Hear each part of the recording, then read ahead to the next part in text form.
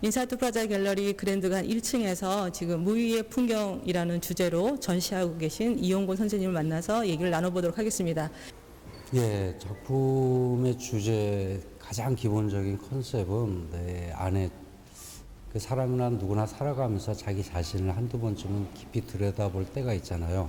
저는 그 깊이에서 아직 헤어나오질 못한 것 같아요. 그래서 나와 이 존재하는 모든 것에 대한 근원은 어디서부터 시작되고 그 바탕은 무엇인가, 그 조금 다소 비현실적인 그런 물음으로 시작된 게 지금까지 큰 주제를 형성해 왔고, 이번 작품들의 전시 또한 그런 주제에 벗어남 없이 일관되게 작업해온 결과라고 저는 그렇게 생각합니다.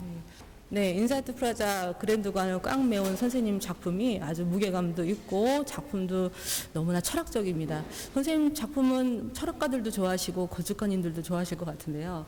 선생님 작품의 작업 과정을 좀 잠시 말씀해 주시면 어떨까요?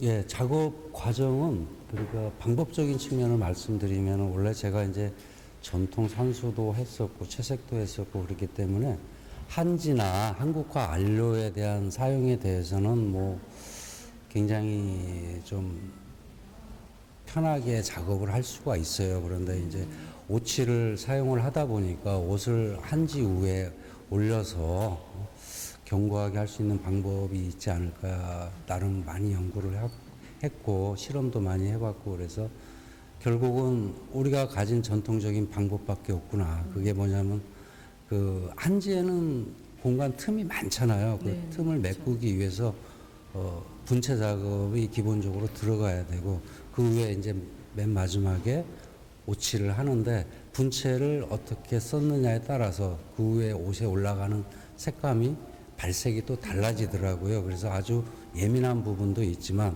또 우연의 효과도 가끔은 그렇게 기대를 하고 그런 효과를 볼 때도 있습니다. 네.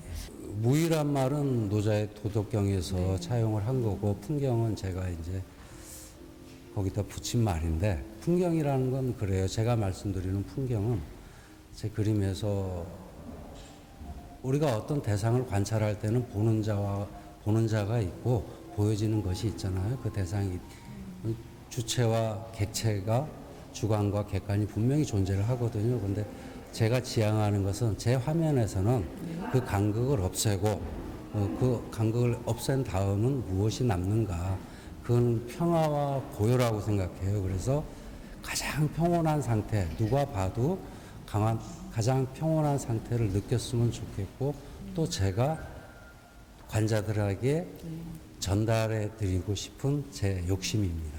예. 그래서 그런지 몰라도 너무나 철학적이고 또 시공간을 초월한 그런 느낌이 듭니다. 그럼 선생님 작품 보면서 잠깐 설명을 해주시죠. 예.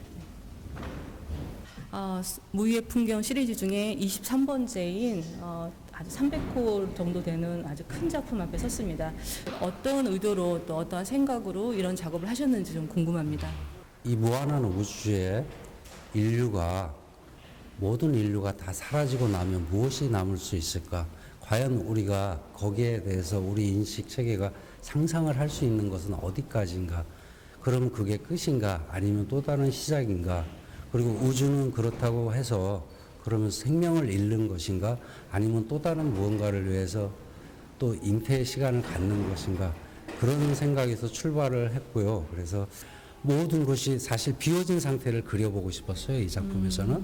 그래서 보이진 않지만, 감춰져 있지만 우리가 그 본질은 그 숨쉬는 우주를 역동적으로 표현해 봤고요.